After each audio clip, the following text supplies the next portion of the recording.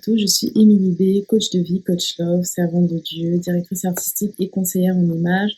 Aujourd'hui, je poursuis cette série de messages et je clôture cette série de messages sur les langages de l'amour, les 5 langages de l'amour. J'ai eu à déterminer, à vous expliquer ce que c'est que les langages de l'amour dans une première vidéo. Je vous invite d'ailleurs à aller la regarder. Là-bas, j'y ai parlé de ce qu'on appelle l'amour sacrificiel pour connaître et pour réussir à transmettre à son partenaire le langage de l'amour qui est le plus parlant pour lui, il faut cette dimension d'amour sacrificiel. Et je disais que l'amour sacrificiel, c'est vraiment le ciment d'un couple. Au-delà de l'amour éros, comme on le dit dans la parole de Dieu en grec, l'amour éros qui est l'amour, l'attirance, au-delà de l'amour philéo qui est l'amour fraternel, l'amitié, la complicité, ces deux amours-là sont importants, mais ils ne sont pas suffisants lorsqu'on veut un mariage durable, lorsqu'on veut une relation amoureuse durable. Donc la dimension d'amour sacrificiel, si tu ne l'as pas et si tu ne sais pas ce que c'est, je t'invite véritablement à travailler dessus avant de te mettre dans une relation parce que c'est à un moment donné, pour que la relation arrive à surmonter certains problèmes, il faudra faire des sacrifices, il faudra prouver à l'autre par le don de soi. Voilà. Donc aujourd'hui, après avoir parlé du langage de l'amour, des paroles valorisantes, du temps, de qualité, des cadeaux, que ce soit dans la famille ou que ce soit même dans une relation amoureuse. C'est pas des choses qu'on accepte du premier abord. Donc c'est bien la preuve quelque part que c'est un langage de l'amour.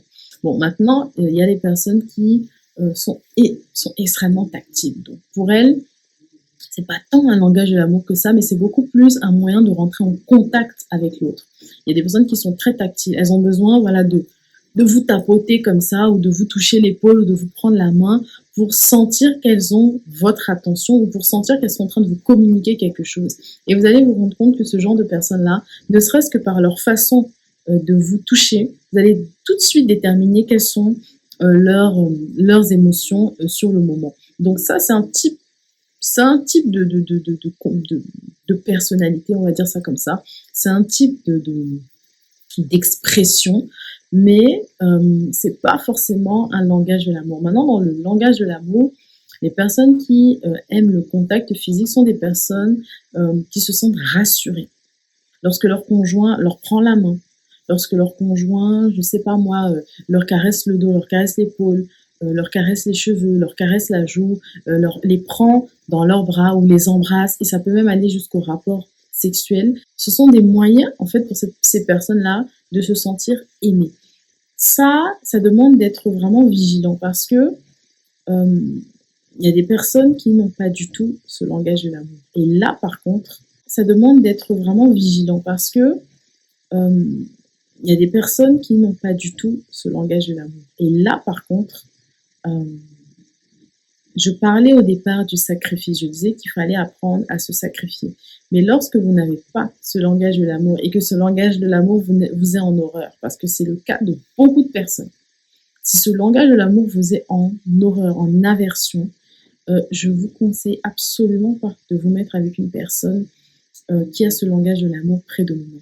Il est vrai que je vous ai dit au départ qu'il était important d'apprendre à se sacrifier pour l'autre, mais à ce stade-là, ça c'est un langage de l'amour qui est très, je vais dire, qui peut devenir intrusif si c'est pas le vôtre. Et on peut même tomber dans l'abus. Vous voyez, c'est pour ça qu'il est important de prendre les choses avec parcimonie. On peut même tomber dans l'abus. Je vais donner un exemple. Ça, c'est des choses qu'on entend énormément et on entend beaucoup en tant que pasteur, en tout cas dans les églises, lorsque les personnes viennent se confier à nous, serviteurs de Dieu, vont nous dire, voilà, il y a quelque chose que je n'ose pas dire, mais mon mari, et c'est souvent dans ce sens-là, bon, ça peut être dans le sens inverse, mais dans ce sens-là qu'on entend beaucoup plus ces choses. Mon mari veut absolument des rapports sexuels tout le temps. Et moi, je déteste ça. Je ne supporte pas, je me force. Et je n'en peux plus, donc je suis obligée de le repousser. Là, ça devient très dangereux. Parce que si la personne, c'est son langage de l'amour, elle ne va pas se sentir aimée. Et en plus, vous l'exposez à la tentation. Donc, dès le départ, si vous savez que ce n'est pas votre langage de l'amour, vous ne pourrez pas vous forcer. Parce qu'à un moment donné, le corps, c'est différent. Le corps a... Après, c'est vrai qu'à un moment donné, parfois les personnes qui ont en aversion ce type de langage de l'amour, c'est souvent des personnes qui ont été abusées. C'est souvent des personnes qui ne supportent pas le contact physique parce que ça leur rappelle de mauvais souvenirs, par exemple. Là, c'est différent. Là, il faut traiter. Là, il faut opérer une restauration de votre âme. Il faut chercher à traiter ces traumas. Il faut chercher à traiter ces blessures avant de vous mettre dans une relation.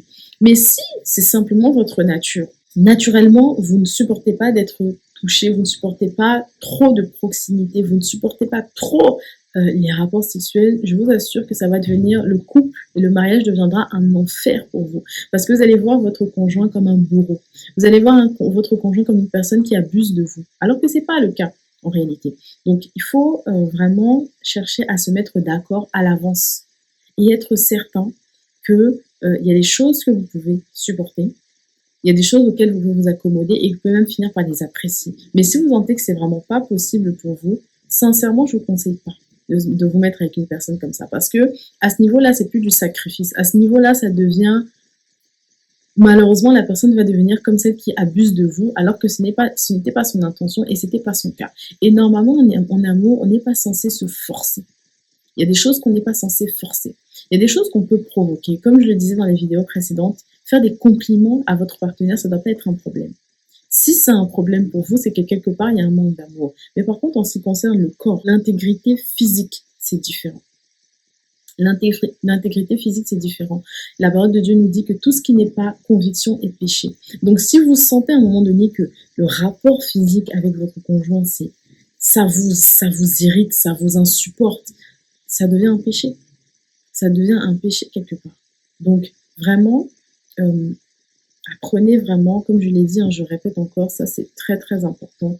Dès le départ, apprenez à connaître qui est votre conjoint et apprenez à savoir si vous êtes capable ou non de rentrer dans ce fonctionnement-là, si vous êtes capable ou non de rentrer dans ce type de langage de l'amour. Autrement, voilà, ce sont des personnes qui auront besoin sans cesse d'être rassurées par un contact physique. Ce sont des personnes qui seront rassurées aussi quand elles seront en contact physiquement avec vous. Donc ça, si vous êtes deux personnes qui ont le même langage de l'amour, gloire à Dieu parce que vous allez vous sentir comblés. Mais si c'est pas le cas, ça va vous demander quand même un certain effort. Et vous voyez que en ce qui concerne ces choses-là, tout ce qui concerne le corps, c'est un domaine qui est très délicat. On ne touche pas n'importe qui, n'importe comment. Quelqu'un peut vous dire, voilà, mon langage de l'amour, c'est le langage du toucher. Mais peut-être vous allez lui toucher la tête et cette personne va très mal réagir.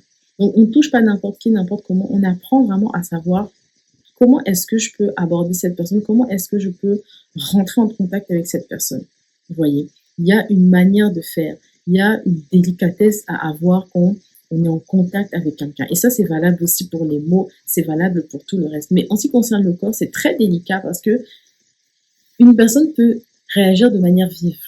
Une personne peut réagir de manière incompréhensible. Pourquoi? Parce que peut-être que si vous lui touchez l'épaule, ou si vous lui touchez le dos, de manière vive, ça va peut-être lui rappeler un mauvais souvenir et elle va réagir de manière vive. Parce qu'une personne qui est sensible au langage du toucher peut l'être aussi négativement. Donc vous voyez que tout ça, ça vous demande d'avoir une certaine sagesse. Ça vous demande de chercher à comprendre votre partenaire. Ça vous demande du temps. Les relations amoureuses, les relations de couple, le mariage, c'est des choses qui se construisent avec le temps. C'est important d'apprendre vraiment à savoir qui est votre conjoint. Quel est son passé? Quels sont ses souvenirs? Parce que toutes ces choses-là, ce sera relié à des réactions qu'il ou elle aura. Voilà, j'espère que cette série d'enseignements t'aura plu. Je t'invite à aller réécouter dès le début les 5 langages de l'amour, ainsi que l'introduction sur ce qu'est le langage, sur ce que sont les langages de l'amour. Et puis, si tu souhaites être accompagné dans ta relation de couple, si tu sens que la flamme s'est éteinte, si tu sens que tu ne connais plus, tu as l'impression de ne plus connaître ton conjoint ou ta conjointe, vous avez l'impression d'être deux étrangers, vous avez l'impression que vos valeurs ne sont pas les mêmes, vous ne savez même plus avec qui vous êtes, je vous invite à booker le coaching reconstruction de couple dans mon site internet qui est dans la barre de description, ou bien à prendre un appel découverte. Là, dans cet accompagnement-là, je vous aiderai à vous connaître, à connaître vos valeurs profondes, à connaître vos tempéraments, à savoir avec qui vous êtes, parce qu'il y a des couples qui sont ensemble depuis longtemps, mais qui se rendront compte qu'en fait, ils ne se connaissaient pas. Et puis, je vous aiderai aussi à réapprendre à communiquer de manière saine, réapprendre à interagir avec l'autre de manière saine, apprendre à connaître quel est le langage de l'amour de l'autre et comment fonctionner avec cela. Et puis finalement, à découvrir quelle est votre vision commune, quels sont les projets communs, quel est ce ciment-là qui va pouvoir vous relier. Voilà, j'ai plus qu'à vous dire à très vite.